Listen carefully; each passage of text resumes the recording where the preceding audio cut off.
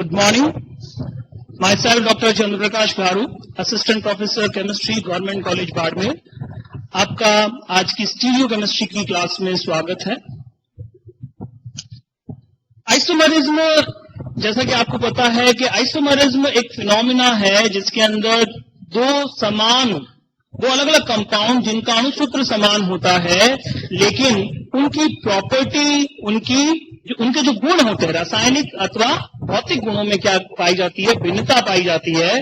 तो ऐसे यौगिक जिनके अणुसूत्र समान होते हैं लेकिन कोई ना कोई भौतिक या रासायनिक गुण भिन्न होते हैं, तो ऐसे यौगिक क्या कहलाते हैं?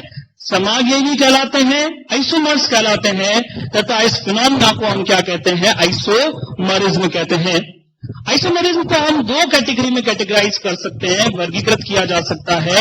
एक संरचनात्मक समावयवता और दूसरी त्रिविम समावयवता, स्टीरियो. हम कैसे क्लासिफाई कर सकते हैं? Structural isomerism and stereo isomerism. इस चार्ट के थ्रू हम एक्सप्लेन कर सकते हैं कि do the compound have same molecular formula. अगर किसी कंपाउंड के पास सेम मॉलिक्यूलर फॉर्मूला नहीं है तो वो दो कंपाउंड एक दूसरे के आइसोमर नहीं हो सकते. आइसोमरिज्म की पहली रिक्वायरमेंट है मॉलिक्यूल्स और compound should have same molecular formula. उन दोनों के अणुसूत्र जो है वो क्या होने चाहिए? समान होने चाहिए. अगर अणुसूत्र समान है लेकिन प्रॉपर्टी डिफरेंट है तो हम कंपाउंड को क्या कहेंगे? आइसोमर्स, समावयवी उन्हें कहेंगे. Does this connectivity same? अगर कनेक्टिविटी सेम है, संरचना अणुसूत्र समान है तथा उनके अंदर संरचनात्मक सूत्र भी समान है, कनेक्टिविटी भी सेम है, तो कंपाउंड्स जो है स्टीरियो आइसोमर्स कहलाएंगे. लेकिन अगर कनेक्टिविटी डिफर करती है, उनकी संरचना भिन्न भिन्न है, तो कंपाउंड्स को हम क्या कहेंगे? संरचनात्मक समावयवी, कॉन्स्टिट्यूशनल या स्ट्रक्चरल आइसोमर्स उन्हें कहा जाएगा. स्टीरियो आइसोमरिज्म में यदि हम आगे चले, इस interconversion possible by single bond about rotation. अगर किसी सिंगल बॉन्ड के अराउंड रोटेशन पॉसिबल है, फ्री रोटेशन इज देयर, तो उस कंडीशन के अंदर हम क्या कहेंगे? उसे कन्फॉर्मेशनल यानी कि संरूपण समावयवी उन्हें कहा जाएगा. अगर फ्री रोटेशन पॉसिबल नहीं है तो उस कंडीशन में हम आइसोमर्स को, समावयवियों को क्या कहेंगे? अभिविन्यासी समावयवी या कॉन्फिगरेशनल आइसोमर्स उन्हें कहा जाएगा. Is there an isomerism at about double bond? अगर रिस्ट्रिक्टेड रोटेशन के कारण आइसोमरिज्म डेवलप हो रही है तो उसे हम कहेंगे जियोमेट्रिकल आइसोमरिज्म. अगर घूर्णन प्रतिबाधित नहीं है तो आइसोमरिज्म क्या कहलाएगी? ऐसे अभिविन्यासी समावयवी जिनमें घूर्णन में प्रतिबाधा नहीं पाई जाती उन्हें हम क्या कहेंगे? प्रकाशिक समावयवी या ऑप्टिकल आइसोमर्स उन्हें कहेंगे. Are they non super impossible mirror images? क्या वो एक दूसरे के समतल दर्पण प्रतिबिंब हैं जो कि एक दूसरे के ऊपर अध्यारोपित नहीं होते? अगर दो आइसोमर्स एक दूसरे के समतल दर्पण प्रतिबिंब है लेकिन एक दूसरे पर अध्यारोपित नहीं होते तो उन्हें हम क्या कहेंगे? एनेंशियोमर्स. उन्हें क्या कहा जाएगा? प्रतिबिंब रूपी.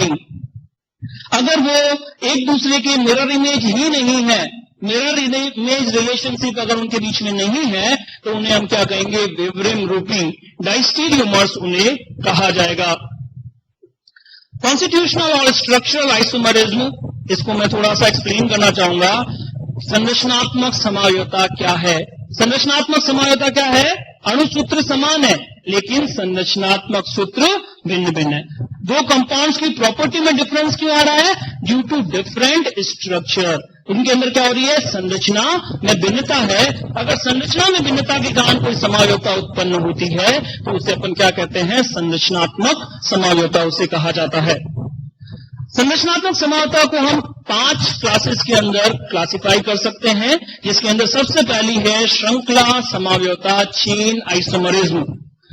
जैसा कि नाम से ही पता है, अगर श्रृंखला में भिन्नता के कारण कोई समावयवता उत्पन्न होती है, दो यौगिक जिनके अणुसूत्र समान है लेकिन संरचना भिन्न भिन्न है, तो ऐसे यौगिक क्या कहलाएंगे? चेन आइसोमर्स, या अपन क्या कहेंगे? उनको श्रृंखला समावयवी कहेंगे. जैसे कि एग्जांपल हमारे पास है normal butane and isobutane. Normal butane और आइसोब्यूटेन दोनों में ही 4-4 कार्बन और 10-10 हाइड्रोजन उपस्थित है. लेकिन नॉर्मल ब्यूटेन में आप देखिए 4 कार्बन की स्ट्रेट चेन एक सीधी श्रृंखला है, जबकि अगर हम बात करें आइसोब्यूटेन की तो इसमें 3 कार्बन की सीधी श्रृंखला तथा एक पार्श्व श्रृंखला उपस्थित है। तो यहाँ पे दोनों कंपाउंड्स के अंदर प्रॉपर्टी में जो डिफरेंस आ रहा है, फिजिकल प्रॉपर्टी जो डिफर कर रही है, that is due to chain structure. दोनों की श्रृंखला में भिन्नता है, इस कारण से ये दोनों श्रृंखला समावयवी है। Position isomerism, position isomerism develop होती है पोजीशन स्थिति में भिन्नता के कारण। किसकी स्थिति में भिन्नता के कारण? या तो प्रतिस्थापी सब्स्टिट्यूएंट और क्रियात्मक समूह की स्थिति में भिन्नता के कारण जो समावयवता उत्पन्न होती है उसको हम क्या कहते हैं? स्थिति समावयवता। जैसे 1 प्रोपेनॉल एंड 2 प्रोपेनॉल, एक में हाइड्रोक्सी ग्रुप, अल्कोहलिक ग्रुप जो हाइड्रोक्सी ग्रुप जो है वो फर्स्ट कार्बन के ऊपर अटैच है, जबकि दूसरे में सेकंड कार्बन के ऊपर उपस्थित है। इस कारण से ये दोनों एक दूसरे के स्थिति समावयवी है, पोजीशन आइसोमर्स है। Functional group isomerism, isomerism develop due to difference in functional groups in 2 compounds. अगर दो अलग अलग कंपाउंड्स के अंदर क्रियात्मक समूह में भिन्नता है, जैसे कि एक एग्जाम्पल हमने लिया यहां पे लिया, कौन सा?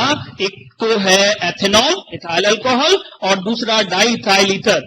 मॉलिक्यूलर फॉर्मूला सेम है, दोनों में नंबर ऑफ कार्बन 2 है, दोनों के अंदर नंबर ऑफ हाइड्रोजन 6 है, नंबर ऑफ ऑक्सीजन दोनों में 1-1 है, लेकिन ये compound different chemical properties show करते हैं। क्यों? क्योंकि इनके अंदर फंक्शनल ग्रुप या क्रियात्मक समूह जो है वो भिन्न भिन्न है।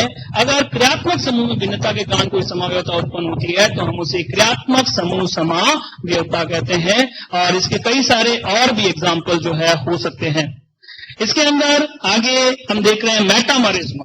मेटामरिज्म या मध्यावयवता, मध्यावयवता जो है वो बहुसंयोजी क्रियात्मक समूह की प्रॉपर्टी है।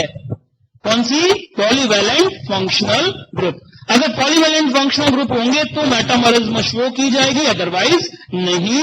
मेटामरिज्म के अंदर क्या होता है? किसी बहुसंयोजी क्रियात्मक समूह से जुड़े एल्किल समूह में भिन्नता के कारण जो समावयवता उत्पन्न होती है उसे हम क्या कहते हैं? मध्यावयवता कहते हैं।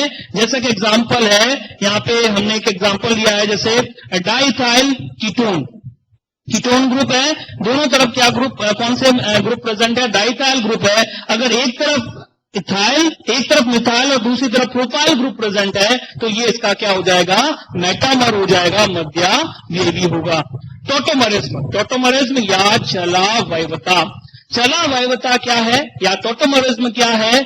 ये एक स्पेसिफिक प्रकार की क्रियात्मक समूह समावयवता ही है, लेकिन यहां पर जो दोनों समावयवी होते हैं they are present in dynamic equilibrium.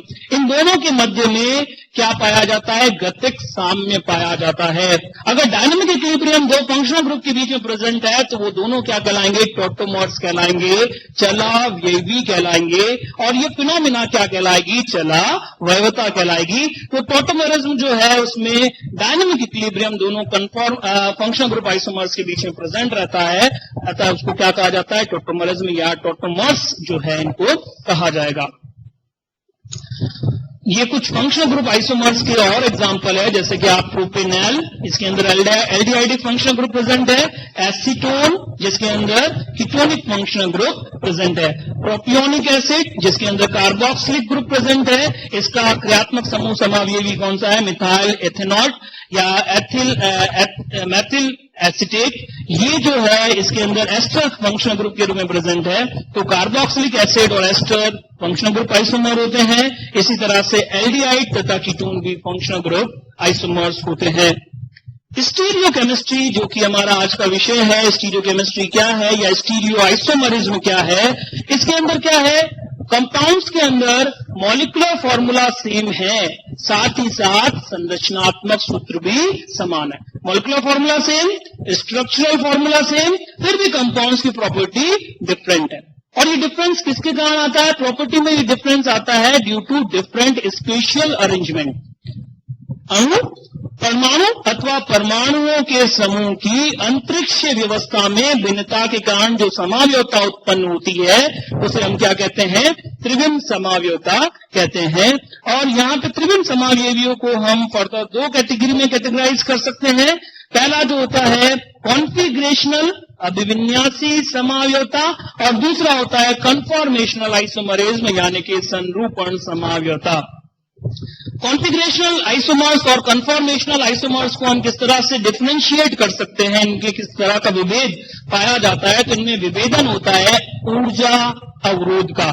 Energy barrier दो कॉन्फिगरेशनल आइसोमर्स के बीच में बहुत हाई होता है, जबकि दो कन्फॉर्मेशनल के बीच का जो एनर्जी गैप होता है वो बहुत कम पाया जाता है। इसका रीजन ये है कि जो कन्फॉर्मर्स होते हैं वो उनके बीच में एनर्जी गैप कम क्यों है? क्योंकि वो केवल सिंगल बॉन्ड के अराउंड रोटेशन से ही एक दूसरे के अंदर अंतर परिवर्तित हो जाते हैं। इस कारण से उनके दो आइसोमर्स के बीच में ऊर्जा अवरोध जो है वो बहुत ही कम पाया जाता है और रूम टेम्परेचर पे ये बहुत तेजी से एक दूसरे में अंतर परिवर्तित होते रहते हैं। जबकि कॉन्फिगरेशनल आइसोमर्स के अंदर आप फ्री रोटेशन या सिंगल बॉन्ड अराउंड रोटेशन के थ्रू एक कॉन्फिगरेशनल आइसोमर को दूसरी कॉन्फिगरेशनल आइसोमर के अंदर कन्वर्ट नहीं कर सकते। अगर आपको कन्वर्ट करना है you have to break bond, आपको बॉन्ड को डिसोशिएट करना होगा। Without bond dissociation it is not possible to convert one configurational isomer into another. एक अभिविन्यासी समावयवी को अगर दूसरे अभिविन्यासी समावयवी में परिवर्तित करना है तो आपको बंध का विखंडन करना होगा। इस कारण से बंध वियोजन से ज्यादा ऊर्जा आपको सप्लाई करनी होगी। इसी कारण से इन दोनों के बीच में कॉन्फिगरेशनल आइसोमर्स के बीच का जो एनर्जी बैरियर होता है, जो ऊर्जा अवरोध होता है वो बहुत ज्यादा होता है, जबकि दो कन्फॉर्मर्स के बीच का एनर्जी बैरियर, दो संरूपण समावयवियों के बीच का ऊर्जा अंतर उतना अधिक नहीं होता। कॉन्फिगरेशनल आइसोमर्स जैसे कि ऑप्टिकल आइसोमर्स की बात करें, कॉन्फिगरेशनल आइसोमर्स को हम दो पार्ट में डिवाइड करेंगे, एक तो ऑप्टिकल आइसोमरिज्म और दूसरा जियोमेट्रिकल आइसोमरिज्म। ऑप्टिकल आइसोमरिज्म में पहला है एनेंशियोमर्स एंड डायस्टीरियोमर्स में फर्दर इनको क्लासिफाई किया जा सकता है। एनेंशियोमर्स क्या होते हैं? प्रतिबिंब, ये क्या है? एनेंशियोमर या प्रतिबिंब रूपी। प्रतिबिंब रूपी क्या है? Non super impossible mirror images of each other, एक दूसरे के समतल दर्पण प्रतिबिंब लेकिन एक दूसरे पर अध्यारोपित नहीं होते। अगर दो यौगिक एक दूसरे के समतल दर्पण प्रतिबिंब है लेकिन एक दूसरे पर अध्यारोपित नहीं होते तो उन्हें एनेंशियोमर या प्रतिबिंब रूपी कहा जाता है। डायस्टीरियोमर्स के बीच में मिरर इमेज रिलेशन नहीं पाया जाता। एक ही कंपाउंड के स्टीरियो आइसोमर है लेकिन एक दूसरे के समतल दर्पण प्रतिबिंब नहीं है तो उन्हें क्या कहा जाएगा? डायस्टीरियोमर्स या विवरण रूपी उन्हें कहा जाता है। कॉन्फिगरेशनल आइसोमर का ही दूसरा एग्जांपल जियोमेट्रिकल आइसोमरिज्म का है। Geometrical isomerism is developed due to restricted rotation. घूर्णन में प्रतिबाधा के कारण ये ज्यामितीय समावयवता उत्पन्न होती है। इस कारण से डबल बॉन्डेड कंपाउंड में जो है ज्योमेट्रिकल आइसोमरिज्म या ज्यामितीय समावयवता दर्शाई जाती है। यहाँ पे जैसे कि मैंने एग्जांपल लिया है 2-ब्यूटीन। 2-ब्यूटीन के अंदर यदि दोनों एल्काइल ग्रुप, दोनों मैथल ग्रुप यदि एक ही साइड में है तो इसे अपन सिस या जेड आइसोमर कहते हैं। अगर दोनों मिथाइल ग्रुप एक दूसरे के अपोजिट प्रेजेंट है तो उसको ट्रांस या ई आइसोमर कहा जाता है। कन्फॉर्मेशनल आइसोमर्स क्या है? जो कि सिंगल बॉन्ड के अराउंड रोटेशन से हमको प्राप्त होते हैं। जैसे एथेन के अंदर इक्लिप्स्ड, ग्रसित तथा स्टेगर्ड सांत्रित। ग्रसित और सांत्रित रूप एथेन के एक दूसरे के संरूपण है। क्यों संरूपण है ये एक दूसरे के? क्योंकि सिंगल बॉन्ड के अराउंड रोटेशन से ही एक, अगर दोनों यहां पर जो इक्लिप्स होता है, ग्रसित फॉर्म जो होती है उसकी ऊर्जा ज्यादा होती है क्योंकि आगे वाले CH बॉन्ड तथा पीछे वाले CH बॉन्ड्स के बीच में क्या पाया जाता है? प्रतिकर्षण पाया जाता है और प्रतिकर्षण पाए जाने के कारण इसकी ऊर्जा ज्यादा होती है। जबकि स्टेगर्ड फॉर्म के अंदर जो CH फ्रंट कार्बन के CH बॉन्ड और रियर कार्बन के जो CH बॉन्ड है वो एक दूसरे से मैक्सिमम डिस्टेंस पे होने के कारण रिपल्शन यहाँ पे मिनिमम हो जाता है और रिपल्शन मिनिमम होने के कारण यहाँ पे एनर्जी रिड्यूस हो जाती है और एक स्टेबल स्ट्रक्चर हमको मिलता है जिसे अपन स्टेगर्ड कहते हैं, लेकिन ये एक दूसरे में बहुत तेजी से अंतर परिवर्तित होते रहते हैं क्योंकि केवल सिंगल बॉन्ड के अराउंड रोटेशन करना है, इतनी एनर्जी इनको रूम टेम्परेचर पे ही मिल जाती है। इस कारण से आप देखते हैं कि इनमें फास्ट इंटरकन्वर्जन जो है वो देखने को मिलता है। डिफरेंस यदि अपन देखें कॉन्फिगरेशनल और कन्फॉर्मेशनल आइसोमर्स के बीच में, तो जो डेफिनेशन अगर अपन देखें अगर जो स्टीरियो आइसोमर सिंगल बॉन्ड के अराउंड रोटेशन से मिल रहे हैं उनको अपन क्या कहते हैं, कन्फॉर्मर कहते हैं, और जो जिसमें सिंगल बॉन्ड के अराउंड रोटेशन से नहीं मिल रहे हैं उनको अपन क्या कहते हैं, कॉन्फिगरेशनल आइसोमर्स कहते हैं। इंटरकन्वर्जन जैसे मैंने पहले ही कहा, सिंगल बॉन्ड के अराउंड रोटेशन से इंटरकन्वर्जन हो रहा है, तो कन्फॉर्मर्स के बीच का जो इंटरकन्वर्जन है वो बहुत तेजी से होता है, जबकि कॉन्फिगरेशनल के आइसोमर्स के बीच का जो इंटरकन्वर्जन है वो आसान नहीं होता। हाई अमाउंट ऑफ एनर्जी की रिक्वायरमेंट होती है, एक बड़ा एनर्जी बैरियर, एक बड़ा ऊर्जा अवरोध इनके बीच में पाया जाता है। फ्लेक्सिबिलिटी की बात करें तो ये कन्फॉर्मर्स आर हाईली फ्लेक्सिबल, उनके अंदर फ्लेक्सिबिलिटी जो है वो बहुत ज्यादा होती है, जबकि आपको पता है यदि हम सिस ट्रांस आइसोमर्स की बात करें तो कॉन्फिगरेशनल आइसोमर्स के अंदर फ्लेक्सिबिलिटी जो है वो नहीं होती, क्योंकि अगर जियोमेट्रिकल आइसोमर्स की बात करें तो वहां पर रेस्ट्रिक्टेड रोटेशन पाया जाता है due to presence of double bond. द्विबंध की उपस्थिति के कारण जो घूर्णन होता है वो प्रतिबाधित पाया जाता है। सेपरेशन, कन्फॉर्मर्स को सेपरेट नहीं किया जा सकता। क्यों नहीं किया जा सकता? कि रूम टेम्परेचर पे इतनी सफिशिएंट अमाउंट ऑफ एनर्जी उनको मिल जाती है कि एक दूसरे के अंदर उनके अंदर एक फास्ट इंटरकन्वर्जन देखने को मिलता है, तो उनको सेपरेट करना पॉसिबल नहीं है। जबकि कॉन्फिगरेशनल आइसोमर्स जो होते हैं उनको आसानी, उनका एक सेपरेट एग्जिस्टेंस उनका पाया जाता है, उनको आप सेपरेट कर सकते हो क्योंकि अलग अलग कॉन्फिगरेशन, अलग अलग आइसोमर्स की स्टेबिलिटी, उनका एग्जिस्टेंस जो है वो बना रहता है। कन्वर्जन मैकेनिज्म यदि अपन देखें तो it is the rotation about the single bond. Conformers को यदि एक कन्फॉर्मर को दूसरे कन्फॉर्मर के अंदर कन्वर्ट करना है तो सिंगल बॉन्ड के अराउंड रोटेशन से ही एक कन्फॉर्मर दूसरे कन्फॉर्मर के अंदर कन्वर्ट हो जाता है। जबकि अगर आपको कॉन्फिगरेशनल आइसोमर एक अभिविन्यासी समावयवी को दूसरे अभिविन्यासी समावयवी में परिवर्तित करना है तो you have to dissociate bond, आपको बंद विखंडन करना होगा। जैसा कि एग्जांपल है सिस एंड ट्रांस।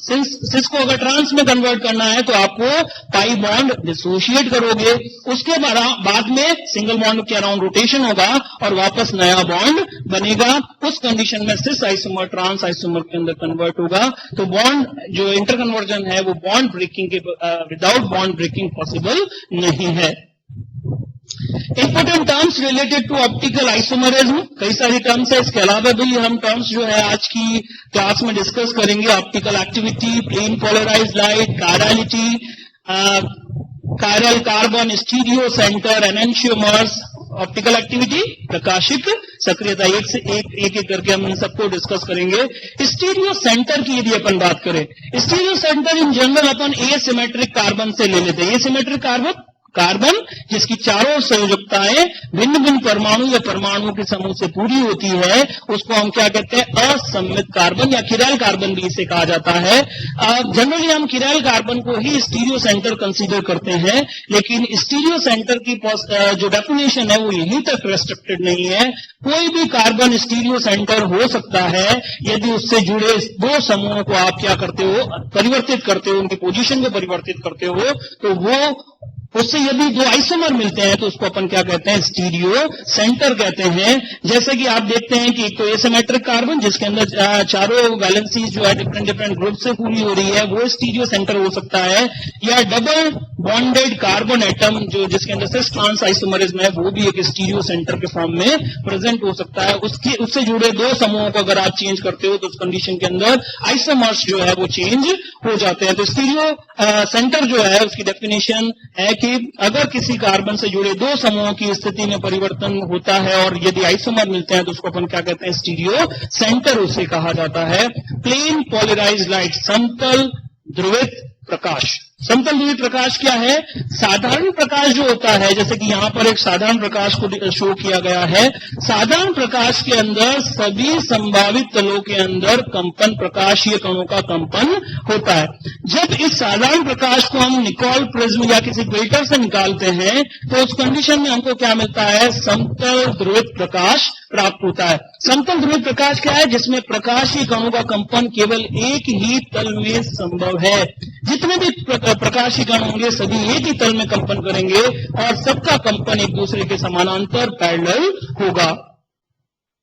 ऑप्टिकल एक्टिविटी, प्रकाशिक सक्रियता अणुओं की वो प्रॉपर्टी है जिसके द्वारा ये उनसे गुजरने वाली प्लेन पोलराइज लाइट पीपीएल समतल ध्रुवित प्रकाश के तल को क्या कर देते हैं? गुणित कर देते हैं। अगर कोई अणु समतल ध्रुवित प्रकाश के तल को गुणित कर सकता है तो वो प्रकाशिक सक्रिय कहलाता है, ऑप्टिकल एक्टिव कहलाता है, ऑप्टिकली एक्टिव कंपाउंड कहलाता है, प्रकाशिक सक्रिय भी इसे कहा जाता है, ध्रुवण गुणक भी ये कहलाता है। तो ये डिफरेंट टर्म्स है जिसके जो ऑप्टिकल एक्टिव कंपाउंड के लिए या ऑप्टिकल एक्टिविटी के लिए यूज में ली जाती है। ये कंपाउंड पीपीएल को किसी भी एंगल से रोटेट कर सकता है। ऑप्टिकल एक्टिव कंपाउंड जो है पीपीएल को किसी भी एंगल से रोटेट कर सकता है। ये पीपीएल को किसी भी डायरेक्शन में रोटेट कर सकता है।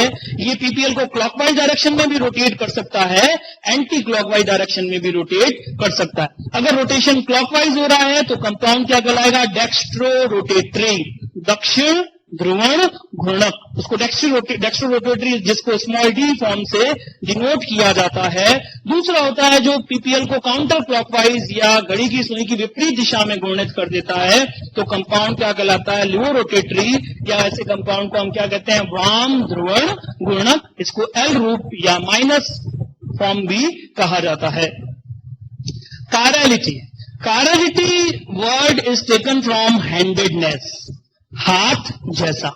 हाथ जैसे का क्या मीनिंग? जिस तरह से हमारे दोनों हाथ एक दूसरे के समतल दर्पण प्रतिबिंब होते हैं लेकिन एक दूसरे पर अध्यारोपित नहीं किए जा सकते, तो ये जो प्रॉपर्टी है उसको अपन क्या कहते हैं? हैंडेडनेस। और इसी को क्या कहा जाता है?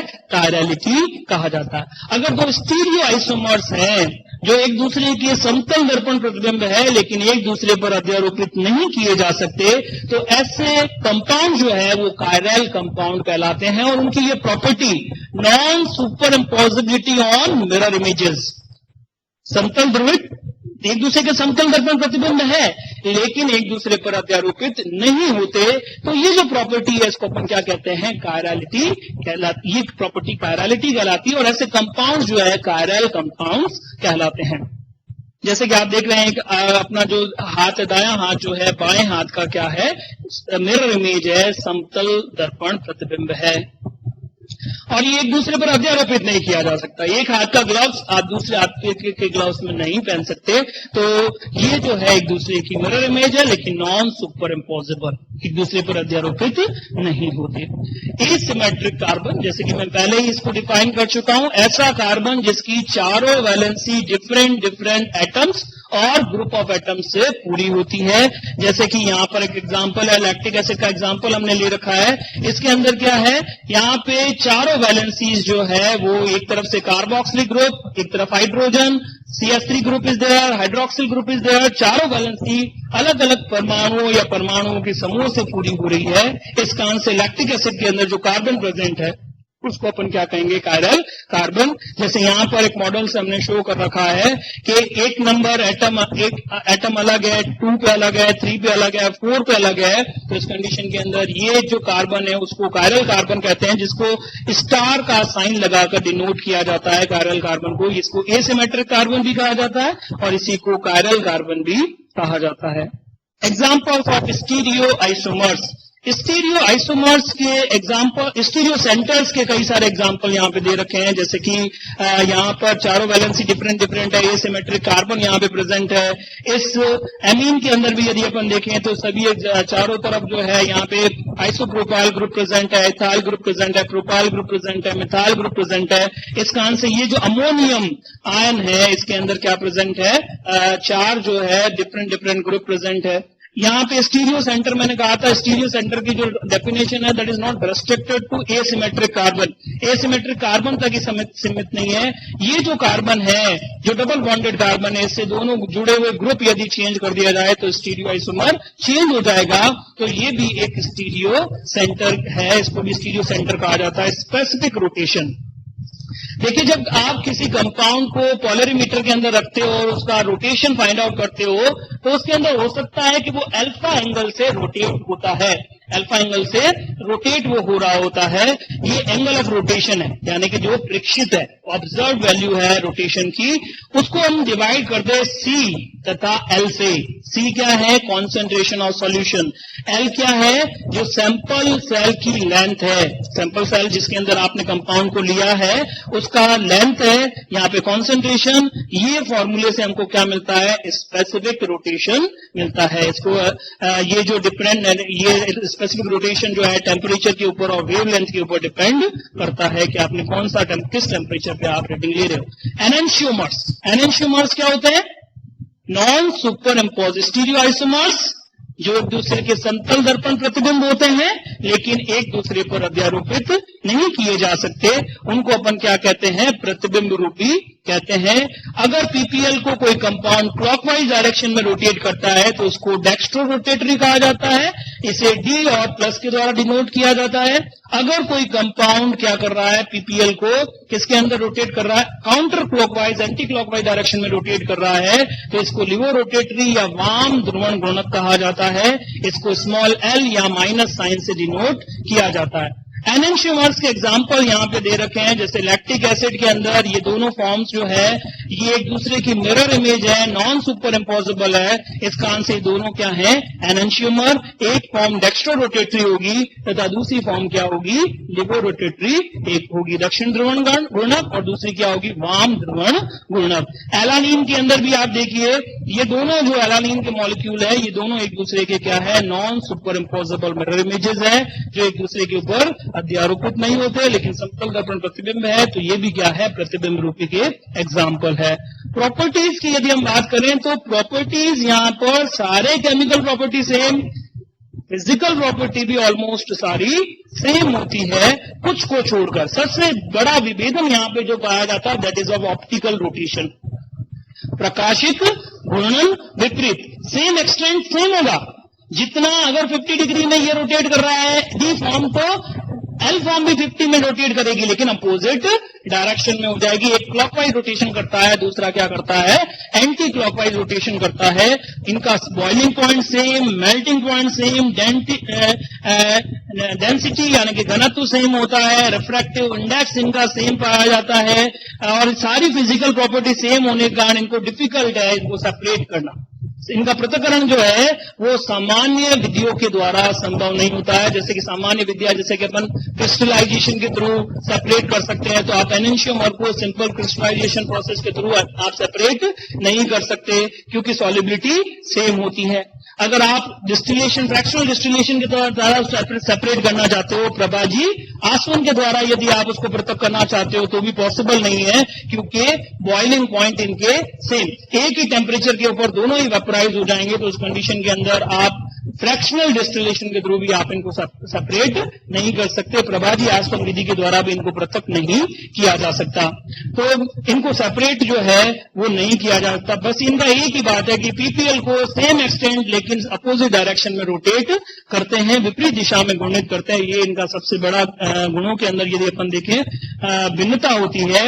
और कायरल एनवायरमेंट में डिफरेंट रिएक्शन शो करते हैं। अगर आपका मीडियम जिस माध्यम के अंदर यदि आप अभिक्रिया कर रहे हो तो उस कंडीशन के अंदर डी और एल फॉर्म अलग अलग प्रोडक्ट के अंदर कन्वर्ट होते हैं। अगर आपका सबस्ट्रेट खुद कायरल है, यदि आपका सबस्ट्रेट जिसके साथ में रिएक्शन हो रही है वो खुद ऑप्टिकली एक्टिव है, तो उस कंडीशन के अंदर रिएक्शन जो है वो डिफरेंट हो सकती है। एंजाइम्स, जैसे आप देखते हैं एंजाइम स्पेसिफाई होते हैं तो वो किसी पर्टिकुलर एनेंशियोमर के ऊपर ही रिएक्शन शो करेंगे, दूसरे के ऊपर उसकी रिएक्शन नहीं होगी। तो इनकी अगर खुद आपका जो है एक्टिव कंपाउंड यदि ऑप्टिकली एक्टिव है तो उस कंडीशन के अंदर रिएक्शन जो है वो उसका पाथ चेंज हो सकता है। आपकी जो टेस्ट बर्ड्स होती है, जो स्वाद पेपिलाए होती है, वो अलग अलग एनेंशियोमर का टेस्ट वहां पर अलग अलग आता है। अलग अलग एनेंशियोमर का टेस्ट अलग अलग होता है, उनकी स्मेल अलग अलग हो सकती है, वो उनकी जो सुगंध है वो भी क्या हो सकती है? अलग अलग हो सकती है एनेंशियोमर के केस के अंदर। डायस्टीरियोमर्स क्या होते हैं? विवरिम रूपी। विवरिम रूपी कौन से यौगिकों को हम विवरिम रूपी कहते हैं? वो यौगिक जो कि एक दूसरे के समतल दर्पण प्रतिबिंब नहीं है। ऐसे स्टीरियो आइसोमर जो एक दूसरे के समतल दर्पण प्रतिबिंब नहीं है उनको अपन क्या कहते हैं, विवरिम रूपी या डाइस्टीरियोमर्स उन्हें कहा जाता है। जैसे कि यहाँ पर कंपाउंड के 4 आइसोमर जो है, 2 कायरल कार्बन प्रेजेंट, इस कारण से 4 स्टीरियो आइसोमर इसके पॉसिबल होंगे। यहाँ पे जो पहले और दूसरा कंपाउंड है वो एक दूसरे की मिरर इमेज है। कैसे? इसमें पहले कार्बन का हाइड्रोक्सिल राइट में है जबकि यहाँ पे लेफ्ट है। जब यहाँ पे लेफ्ट है तो यहाँ पर क्या है, राइट है। तो ये दोनों एक दूसरे के क्या है, प्रतिबिंब रूपी है, non super imposable mirror images है। इस कारण से ये एक दूसरे के समतल दर्पण प्रतिबिंब लेकिन अध्यारोपित नहीं होते, प्रतिबिंब रूपी कहलाते हैं। ये फर्स्ट और सेकंड एक दूसरे के एनेंशियोमर है। इसी तरह से आप देखेंगे कि थर्ड और फोर्थ ये भी एक दूसरे के non super imposable mirror images है, यानी कि एक दूसरे पर अध्यारोपित नहीं हो रहे हैं। इस कारण से ये भी एनेंशियोमर है। लेकिन अगर अपन बात करें कंपाउंड फर्स्ट और कंपाउंड फोर्थ, क्या कंपाउंड फर्स्ट और फोर्थ एक दूसरे की मिरर इमेज है? नहीं है। इस कारण से कंपाउंड फर्स्ट और फोर्थ क्या होंगे, डाइस्टीरियोमर्स होंगे। इसी तरह से कंपाउंड फर्स्ट और थर्ड भी एक दूसरे की मिरर इमेज नहीं है। जो एक दूसरे की मिरर इमेज नहीं है वो क्या है, एक दूसरे के विवरिम रूपी कहलाते हैं। तो विवरिम रूपी क्या है, वे स्टीरियो आइसोमर जो एक दूसरे के समतल दर्पण प्रतिबिंब नहीं होते उनको क्या कहा जाता है, डाइस्टीरियोमर्स या विवरिम रूपी उन्हें कहा जाता है। प्रॉपर्टीज की अगर अपन बात करें तो यहाँ पे प्रॉपर्टी बिल्कुल चेंज होती है। अलग अलग डाइस्टीरियोमर्स की फिजिकल प्रॉपर्टी चेंज होती है। हो सकता है कि केमिकल प्रॉपर्टी में भी डिफरेंस यहाँ पे आए।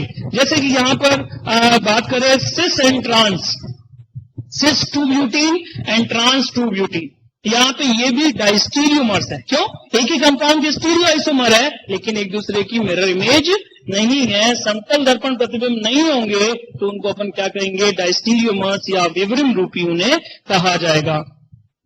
मीजो कंपाउंड, मीजो कंपाउंड्स क्या होते हैं, ये स्टीरियो आइसोमर तो है लेकिन ऐसे स्टीरियो आइसोमर्स जो कि ऑप्टिकली इनएक्टिव है। ऑप्टिकल एंड इनएक्टिव क्यों है? Because plane of symmetry is there. क्या प्रेजेंट रहता है, सममिति का तल इनमें उपस्थित होता है। जैसे कि आप एग्जांपल लेंगे meso tartaric acid, meso tartaric acid का एग्जांपल यहाँ पे शो किया गया और यहाँ पे इस थिंक लाइन के थ्रू मैंने सिग्मा प्लेन को शो किया है। तो ये जो है ये क्या है, ये एक सिग्मा प्लेन है जो मॉलिक्यूल को 2 इक्वल हाफ्स में बाइसेक्ट करता है, 2 समान अर्धांशों में विभक्त करता है। ये दोनों समान अर्धांश एक दूसरे के समतल दर्पण प्रतिबिंब होते हैं तथा अध्यारोपित भी होते हैं। तो वो प्लेन क्या कहलाता है, सिग्मा प्लेन। इसे प्लेन ऑफ सिमेट्री भी कहा जाता है, सममिति का तल भी कहा जाता है। तो क्योंकि मीजो टार्टरिक एसिड के अंदर सममिति का तल उपस्थित है इस कारण से ये ऑप्टिकली इनएक्टिव होगा। Meso compounds are optically inactive, प्रकाशिक अक्रिय होते हैं। कारण क्या है, इंटरनल कंपेंसेशन। इंटरनल कंपेंसेशन आंतरिक प्रतिकार। तो हम सुना है इंटरनल कंपेंसेशन या आंतरिक प्रतिकार। आंतरिक प्रतिकार क्या है, एक ही कंपाउंड के अंदर 2 स्टीरियो सेंटर या कायरल कार्बन प्रेजेंट है जो पीपीएल को सेम एक्सटेंट में अपोजिट डायरेक्शन में रोटेट कर देते हैं। एक जैसे ऊपर वाला कार्बन यदि पीपीएल को कहां रोटेट कर रहा है, क्लॉकवाइज, तो नीचे वाला कार्बन उतना ही एंटी क्लॉकवाइज डायरेक्शन में रोटेट कर देगा। तो नेट रोटेशन क्या आएगा, 0। इसे हम क्या कहते हैं, इंटरनल कंपेंसेशन। इंटरनल कंपेंसेशन किसके कारण डेवलप होता है, एक ही कंपाउंड में 2 स्टीरियो सेंटर यदि पीपीएल को सेम एक्सटेंट में अपोजिटली रोटेट करते हैं तो ये फिनोमिना क्या कहलाती है, इंटरनल कंपेंसेशन। और जहां कहीं भी इंटरनल कंपेंसेशन प्रेजेंट होगा ऑप्टिकल इनएक्टिविटी वहां पर प्रेजेंट होगी, प्रकाशिक अक्रियता या ध्रुवण अघूर्णकता जो है वहां पर उपस्थित होगी।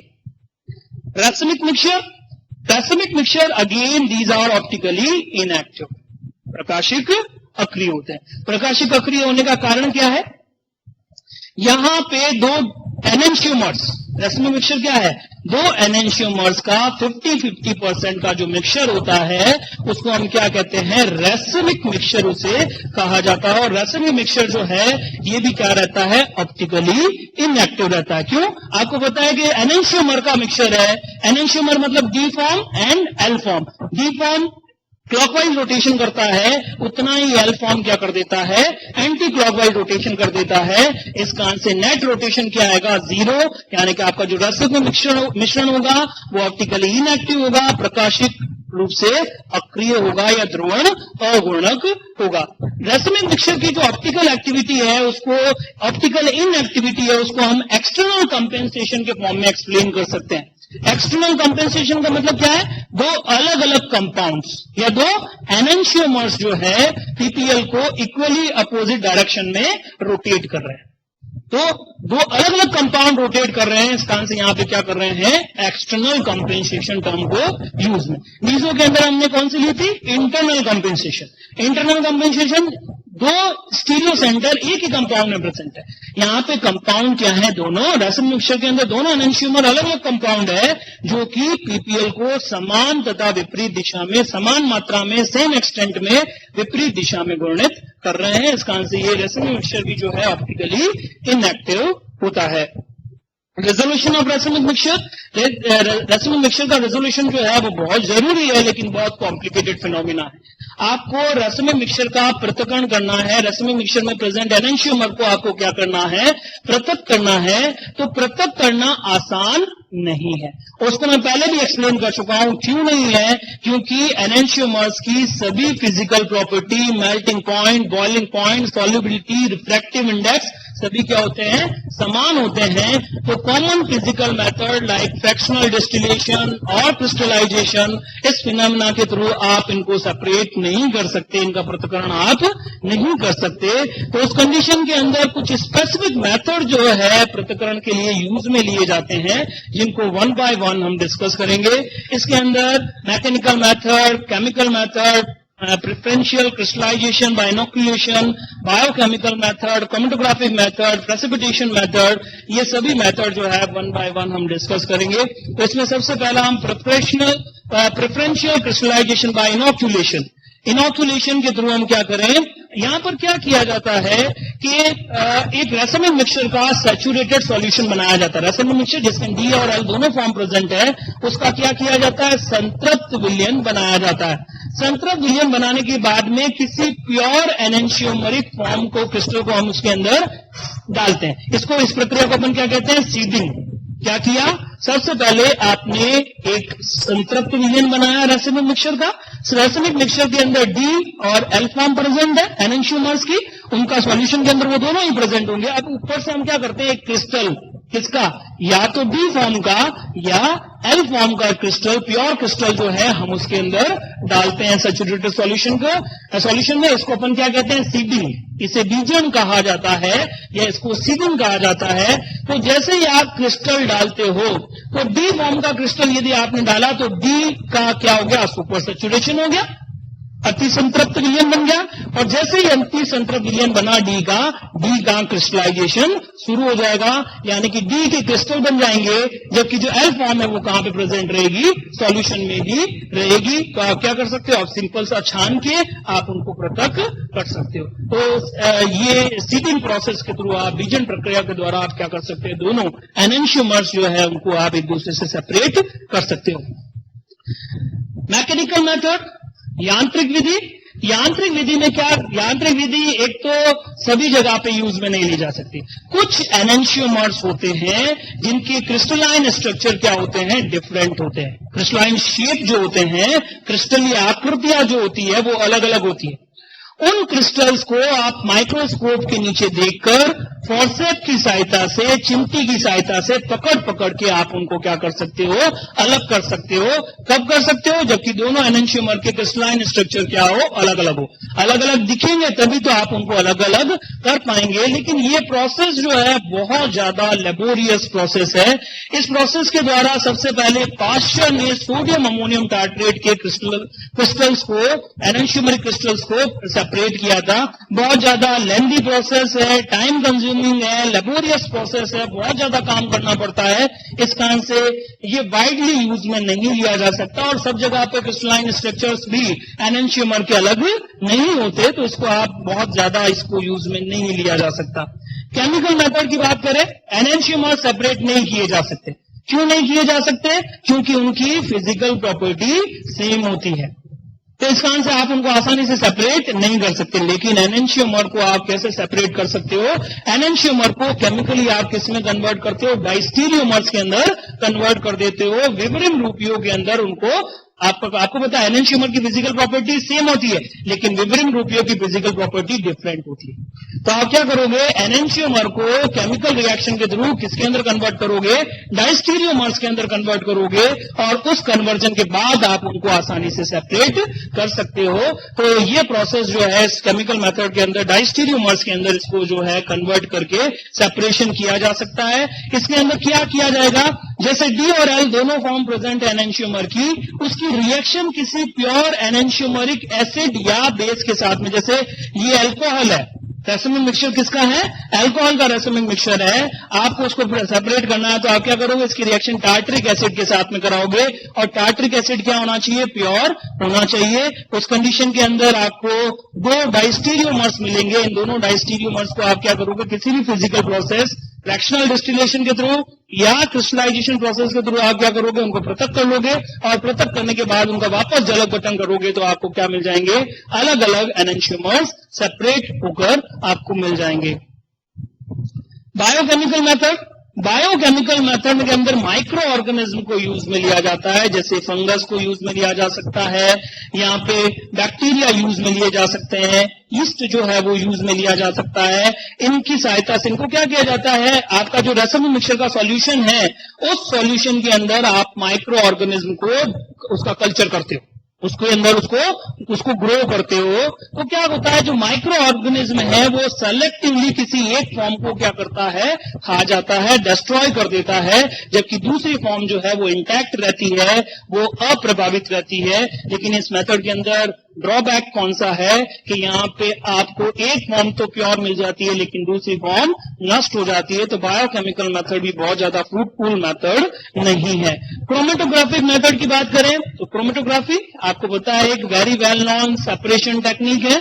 इसके अंदर क्रोमेटोग्राफी कई तरह की होती है, लेकिन यहाँ पर हम या तो कॉलम क्रोमेटोग्राफी यूज में ले सकते हैं, या फिर हम कौन सी ले सकते हैं? HPLC, जो कि एक एडवांस क्रोमेटोग्राफिक टेक्निक है, जो कि वर्तमान में कई सेपरेशन प्रोसेसेस के अंदर यूज में ली जाती है। तो क्रोमेटोग्राफिक टेक्निक के अंदर हम क्या करते हैं? सबसे पहले हम एक एड्सॉर्बेट कॉलम बनाते हैं। उस कॉलम जो है वो क्या होता है? खुद ऑप्टिकली एक्टिव होता है। तो वो क्या करता है? किसी एक एनेंशियोमर के साथ में ज्यादा इंटरेक्शन करता है, और जिसके साथ वो ज्यादा इंटरेक्शन करेगा उसको वो क्या कर लेगा? हेल्ड कर लेगा, वहां पे रोक लेगा।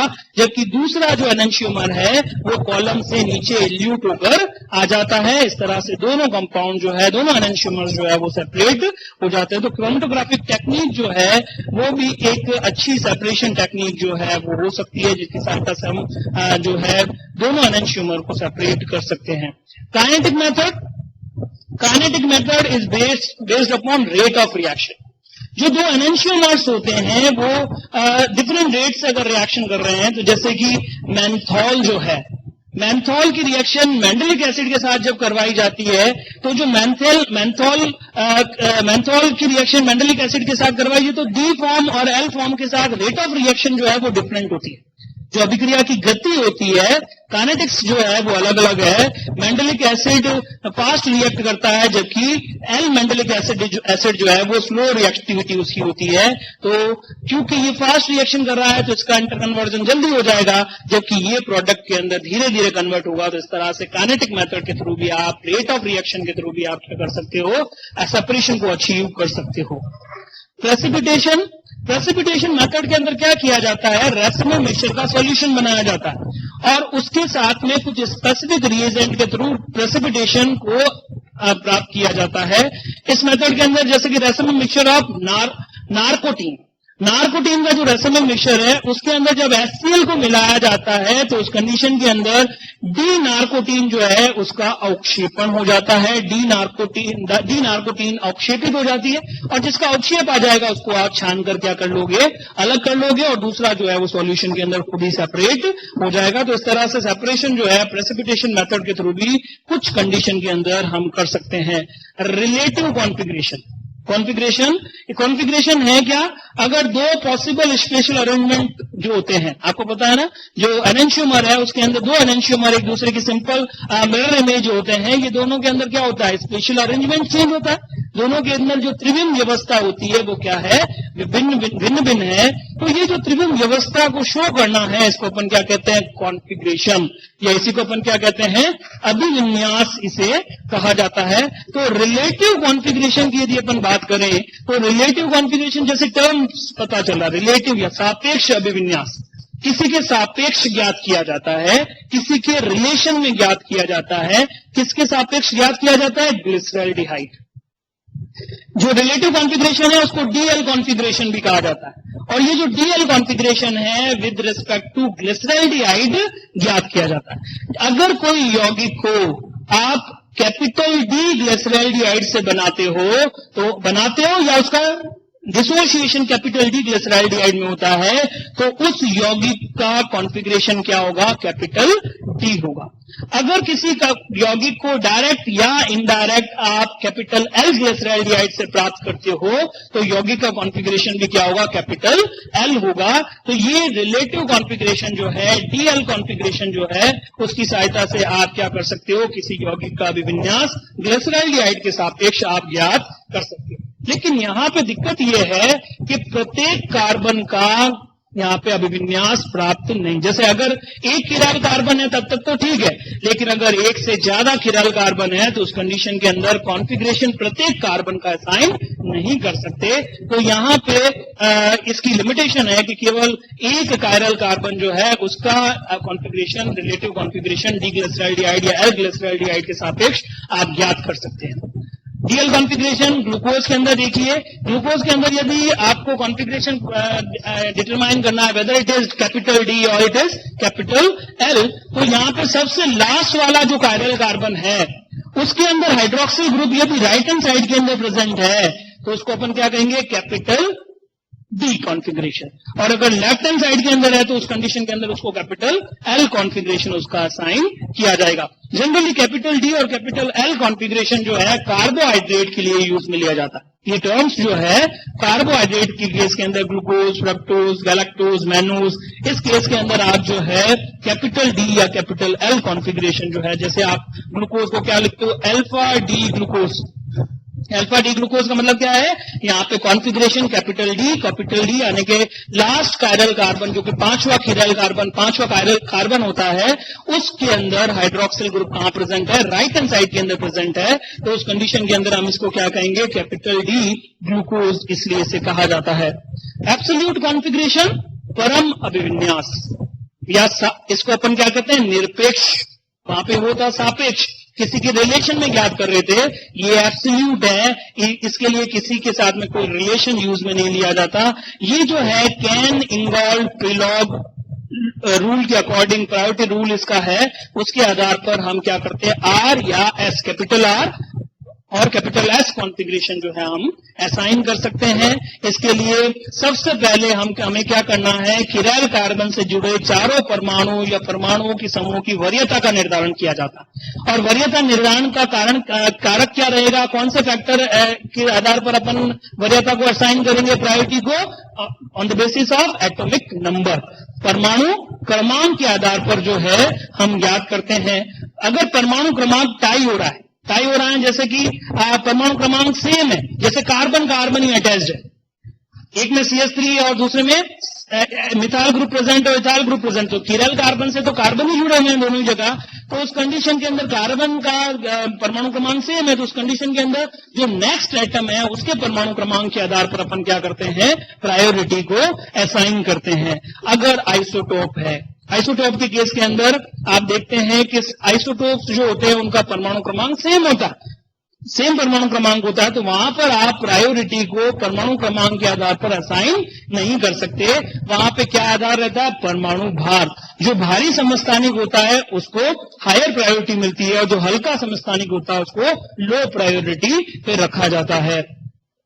अब अगर किसी कंपाउंड के अंदर पॉलीबॉन्ड प्रेजेंट है, पॉलीबॉन्ड यानी कि डबल बॉन्ड प्रेजेंट है, ट्रिपल बॉन्ड, जैसे कि एथीन है, ethene as a group present है, एसिटिलीन प्रेजेंट है, या एल्डिहाइड ग्रुप प्रेजेंट है, कार्बोक्सिलिक ग्रुप प्रेजेंट है, तो उस कंडीशन के अंदर अगर आपका ग्रुप जो है उसके अंदर पॉली बॉन्ड प्रेजेंट है, तो जितने भी पॉली बॉन्ड है उनको मल्टीपल एटम्स के रूप में या मल्टीपल बॉन्ड्स के रूप में डिनोट करके हम क्या करते हैं, संशोधित सूत्र प्राप्त करते हैं और उसके आधार पर वरीयता का निर्धारण किया जाता है। जैसे कि प्रायोरिटी ऑर्डर यहां पे मैंने असाइन किया है, यहां पे फर्स्ट प्रायोरिटी जो है वो फ्लोरीन को दी गई। क्यों? क्योंकि यहां पर एटम जो जुड़े हुए हैं उसके अंदर फ्लोरीन का परमाणु क्रमांक सर्वाधिक है नाइट्रोजन, कार्बन, हाइड्रोजन की तुलना में, इसलिए फ्लोरीन को आपने फर्स्ट प्रायोरिटी, हाईएस्ट प्रायोरिटी दी, हाईएस्ट प्रायोरिटी यानी फर्स्ट प्रायोरिटी मिली। फिर सेकंड प्रायोरिटी आपने किसको दी? नाइट्रोजन, परमाणु क्रमांक कितना? 7। फिर तीसरी प्रायोरिटी किसको दी? कार्बन, परमाणु क्रमांक कितना? 6। और हाइड्रोजन जो कि परमाणु क्रमांक 1 होता है उसको सबसे कम प्रायोरिटी पे रखा, यानी कि उसको चौथी वरीयता पे इसमें आपने रखा। तो जिसका परमाणु क्रमांक ज्यादा है उसको फर्स्ट प्रायोरिटी पे, और जैसे जैसे परमाणु क्रमांक घटता जाएगा प्रायोरिटी वरीयता भी उसी के साथ में कम होती जाएगी। अब ये डिफरेंट ग्रुप है, जैसे कि यहाँ पे carbon carbon double bond present है, तो मैं इस कार्बन को क्या मानूंगा? 2 कार्बन से जुड़ा हुआ, 2 सिंगल बॉन्ड के रूप, जैसे इस कार्बन से भी और एक और अपन संशोधित सूत्र बना के एक और कार्बन लिख देंगे। जैसे ये कार्बन डबल बॉन्ड से कार्बन से जुड़ा हुआ, इसका मतलब क्या? 2 कार्बन से जुड़ा हुआ, एक कार्बन से इसी के साथ और दूसरा इस तरह से। तो इस तरह से जो मल्टीपल बॉन्ड होते हैं या पॉली बॉन्ड होते हैं उनको मल्टीपल सिंगल बॉन्ड के द्वारा सब्स्टिट्यूट करके हम फॉर्मूला लिखते हैं, स्ट्रक्चर लिखते हैं और उसके बाद प्रायोरिटी को एटॉमिक नंबर के आधार पर असाइन कर सकते हैं परमाणु क्रमांक। कायरलिटी रूल क्या है? सबसे पहले हम क्या करते हैं, मॉलिक्यूल को इस तरह से घुमाते हैं कि उच्चतम जो सबसे कम वरीयता वाला समूह है, यानी कि जिसको चौथी वरीयता मिली है, वो दृष्टा से दूर होना चाहिए। वो दृष्टा के बाकी 3 समूह कहां होने चाहिए? दृष्टा की ओर इंगित करने चाहिए। और यदि इन 3 ग्रुप को आपको मान लो ये फर्स्ट प्रायोरिटी है, ये सेकंड प्रायोरिटी है और ये थर्ड, फर्स्ट, सेकंड और थर्ड, इसकी तरफ जब आप जाते हो तो रोटेशन कैसा होता है इसका? Clockwise rotation. अगर क्लॉकवाइज रोटेशन हो रहा है तो कॉन्फ़िगरेशन क्या होगा? Capital R, R for rectus, rectus यानी दाईं ओर। फिर अगर आपकी ये पहली वरीयता है, फर्स्ट प्रायोरिटी है, और ये मान लीजिए सेकंड प्रायोरिटी है और ये थर्ड प्रायोरिटी, तो फर्स्ट, सेकंड और थर्ड, पहली वरीयता से दूसरी वरीयता, दूसरी वरीयता से तीसरी वरीयता पे गए तो आपकी आइस का रोटेशन कैसा हुआ? एंटी क्लॉकवाइज हुआ। एंटी क्लॉकवाइज आया तो उस कंडीशन के अंदर कॉन्फ़िगरेशन असाइन क्या करोगे? Capital S, S for sinister, sinister यानी बायां, रेक्टस यानी दायां। अगर राइट क्लॉकवाइज डायरेक्शन में रोटेट हो रहा है capital R configuration, anti clockwise direction में रोटेट हो रहा है तो कैपिटल एस कॉन्फ़िगरेशन जो है वो असाइन किया जाएगा। ये आरएस कॉन्फ़िगरेशन के कुछ एग्जांपल है, जैसे कि यहां पे देखो आपने फर्स्ट, ये चौथी वरीयता वाला ग्रुप पीछे की तरफ है, आपका फर्स्ट प्रायोरिटी, देन सेकंड और थर्ड कैसे चल रहा है? आइस कैसे रोटेट हो रही है? 1 से 2, 2 से 3, तो कैसे रोटेट हो रही है? एंटी क्लॉकवाइज, एंटी क्लॉकवाइज, तो कॉन्फ़िगरेशन क्या हो गया? कैपिटल एस कॉन्फ़िगरेशन हो जाएगा। मॉलिक्युलरिटी, मॉलिक्यूलर कायरलिटी, आणविक किरालता। आणविक किरालता क्या है? Chirality in absence of chiral carbon. किरल carbon नहीं है लेकिन फिर भी मॉलिक्यूल कायरलिटी शो करता है। कायरलिटी शो करता है यानी कि 2 non super imposable mirror images है जो एक दूसरे के ऊपर समतल दर्पण प्रतिबिंब तो है लेकिन एक दूसरे पर अध्यारोपित नहीं, लेकिन किरल कार्बन अनुपस्थित है। अगर किरल कार्बन की अनुपस्थिति में प्रकाशिक सक्रियता या कायरलिटी प्रेजेंट है तो उसको अपन क्या कहते हैं? मॉलिक्यूलर कायरलिटी, आणविक किरालता इसे कहा जाता है। आणविक किरालता का एक अच्छा एग्जाम्पल जो है बाइफेनल्स। इसके अंदर देखिए बाइफेनल्स के अंदर अपन देखें अगर सब्स्टिट्यूशन नहीं है, यदि यहां पर भी हाइड्रोजन होता है, यहां पर भी हाइड्रोजन, यहां पर भी हाइड्रोजन, यहां पर भी, तो दोनों रिंग्स के बीच में क्या होता? फ्री रोटेशन होता और दोनों रिंग एक दूसरे के सापेक्ष क्या होती रहती? रोटेट होती रहती। लेकिन यदि यहां पे बल्कि ग्रुप को सब्स्टिट्यूट कर दिया जाए, कहां पर? Ortho position. अगर ऑर्थो पोजीशन पे बल्कि ग्रुप को सब्स्टिट्यूट कर दिया जाए तो उस कंडीशन के अंदर रोटेशन क्या हो जाता है? रेस्ट्रिक्टेड हो जाता है, रोटेशन पॉसिबल नहीं होता। और ये अपने जैसे ये एक ही प्लेन के अंदर रिंग प्रेजेंट है, ये रिंग्स क्या करती है? रोटेट होती है और रोटेट इतना होती है कि ये एक दूसरे के परपेंडिकुलर आ जाती है, एक दूसरे के समकोण पर। क्यों? ताकि ये जो ग्रुप्स है इन ग्रुप्स के बीच में प्रतिकर्षण कम हो। कम प्रतिकर्षण मिनिमम रिपल्शन की स्टेट एक्वायर करने के लिए ये रिंग एक दूसरे के ऊपर परपेंडिकुलर आ जाती है। अब इनका फर्दर रोटेशन पॉसिबल नहीं होता, रेस्ट्रिक्टेड रोटेटेड स्ट्रक्चर आपको मिलता है। और ये जो स्ट्रक्चर है, ये दोनों स्ट्रक्चर्स जो है एक दूसरे की क्या होती है, मिरर इमेज होती है। जैसे ये स्ट्रक्चर और ये स्ट्रक्चर क्या है, एक दूसरे की मिरर इमेज है, नॉन सुपर इम्पोजिबल है, यानी कि ये दोनों एक दूसरे के एनेंशियोमर्स क्या है, प्रतिबिंब रूपी है एक दूसरे के एनेंशियोमर, लेकिन कायरल कार्बन अनुपस्थित है। तो कायरल कार्बन की अनुपस्थिति में यदि कोई कायरलिटी प्रेजेंट है या ऑप्टिकल एक्टिविटी प्रेजेंट है तो उसे अपन क्या कहते हैं, मॉलिक्यूलर कायरलिटी उसे कहा जाता है। मॉलिक्यूलर कायरलिटी का एक बहुत अच्छा एग्जाम्पल एलीन भी है। एलीन्स के अंदर जो दोनों pi bond, cumulative pi bonds are there, double bond and double bond, इसे क्या कहता है, संचयी द्विबंध, क्यूमुलेटिव डबल बॉन्ड्स इसके अंदर प्रेजेंट है। और इन दोनों के अंदर जो पाई बॉन्ड प्रेजेंट है, these are both pi bonds are present in different plane. दोनों का प्लेन कैसा है, अगेन परपेंडिकुलर है, दोनों एक दूसरे के समकोण के ऊपर पाए जाते हैं। कौन क्या पाए जाते हैं समकोण पे, पाई बॉन्ड्स। पाई बॉन्ड्स का जो प्लेन होता है वो क्या होता है, एक दूसरे के परपेंडिकुलर होता है। इस कारण से जो टर्मिनल कार्बन है, इन टर्मिनल कार्बन पे जो ग्रुप प्रेजेंट है, जो सब्सिट्यूएंट प्रेजेंट है, वो भी डिफरेंट प्लेन के अंदर प्रेजेंट होंगे, एक दूसरे के परपेंडिकुलर प्लेन के अंदर प्रेजेंट होंगे। इस कंडीशन के अंदर यहां पर भी इस पर्टिकुलर सिंपलेस्ट एलीन जो है वो मॉलिक्यूलर कायरलिटी शो नहीं करती, उसके अंदर ऑप्टिकल एक्टिविटी नहीं होती। क्यों? क्योंकि इसके अंदर एलिमेंट ऑफ सिमेट्री प्रेजेंट होती है, जो सिंपल एलीन होती है। सिंपल एलीन यानी कि जो टर्मिनल कार्बन है वहां पर केवल हाइड्रोजन ही अगर प्रेजेंट है तो उस कंडीशन के अंदर ऑप्टिकल एक्टिविटी या मॉलिक्यूलर कायरलिटी वहां पर प्रेजेंट नहीं होगी। लेकिन अगर यहां पर इट इज सुटेबली सब्स्टिट्यूटेड, अगर यहां पे प्रॉपर सब्स्टिट्यूशन प्रेजेंट है तो उस कंडीशन के अंदर ऑप्टिकल एक्टिविटी हो सकती है। ऑप्टिकल एक्टिविटी होने का कारण क्या है, इसके अंदर क्या है, कोई भी एलिमेंट ऑफ सिमेट्री प्रेजेंट नहीं होता, ये एसिमेट्रिक हो जाती है, असम्मित हो जाती है। और जैसे ही कोई मॉलिक्यूल एसिमेट्रिक होता है, असम्मित होता है, उसके अंदर कायरलिटी डेवलप हो जाती है। कायरलिटी यानी कि उसकी दो फॉर्म्स जो है एक दूसरे की non super imposable mirror images होती है और ऑप्टिकल एक्टिविटी को भी ये शो करती है। तो ये मॉलिक्यूलर कायरलिटी का एग्जांपल जो है एलीन जो है वो है। थैंक्स। यहाँ पे रेफरेंस जो है वो आप स्टीरियोकेमिस्ट्री बाय कलसी की बुक से हमने लिया है material, stereochemistry by Jagdamba Singh. इसके अलावा स्वयं का अर्पित प्रोग्राम जो रिफ्रेशर कोर्स चल रहा है, मैंने भी उसको ज्वाइन किया है। तो ये अर्पित प्रोग्राम जो स्वयं का है उसके अंदर MHRD के द्वारा ये प्रोग्राम चलाया जा रहा है। इसके द्वारा भी कुछ टर्म्स जो है, कुछ पिक्चर्स जो है मैंने google.com यानी कि गूगल से ली है। तो थैंक यू वेरी मच।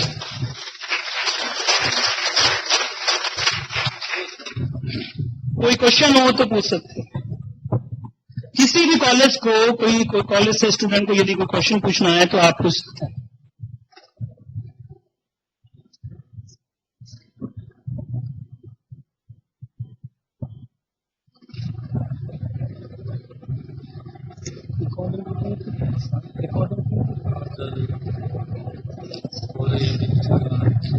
अगर आपका कोई क्वेश्चन है, किसी को कोई प्रश्न पूछना है आज के टॉपिक के संदर्भ में तो पूछ सकता है।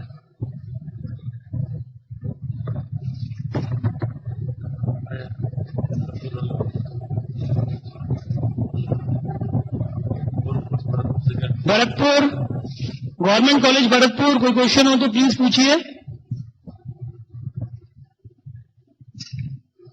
Government college Bharatpur.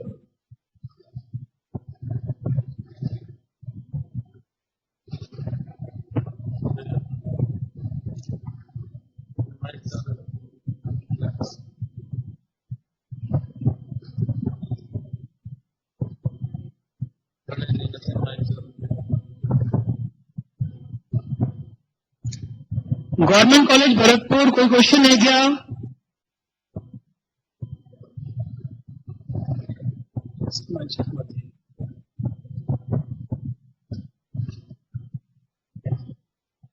और किसी कॉलेज में से अगर किसी विद्यार्थी को क्वेश्चन पूछना है तो पूछ सकते हैं।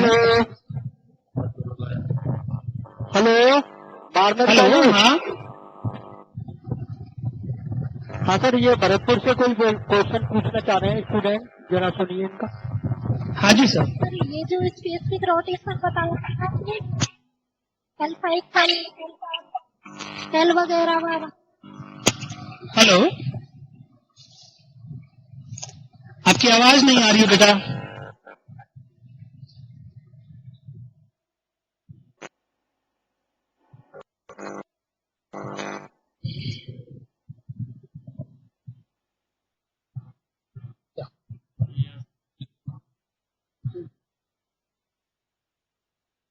चलिए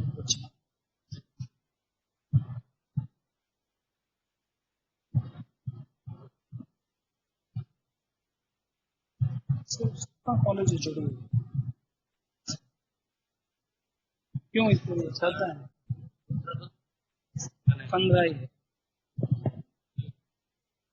गवर्नमेंट कॉलेज भरतपुर,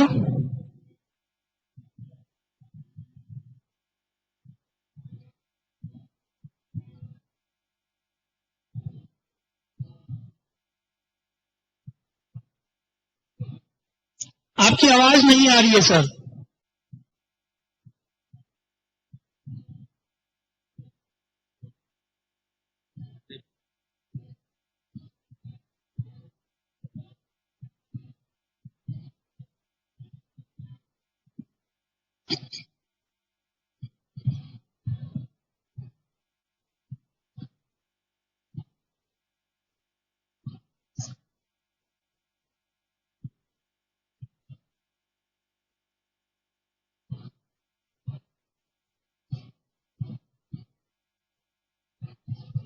टाइप किया है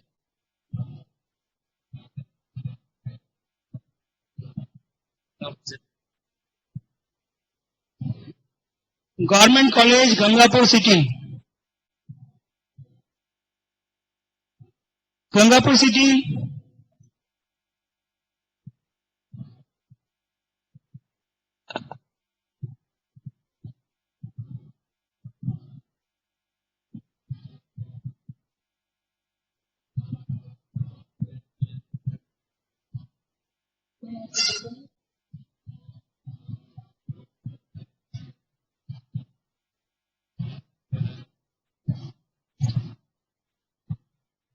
चलो, तुम्हें कोई क्वेश्चन है तो तुम जाओ धीरे धीरे।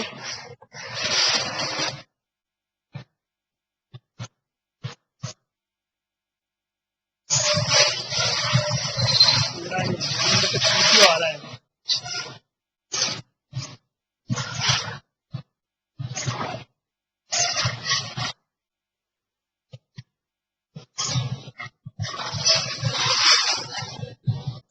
रजिस्टर ले लिया था, रजिस्टर।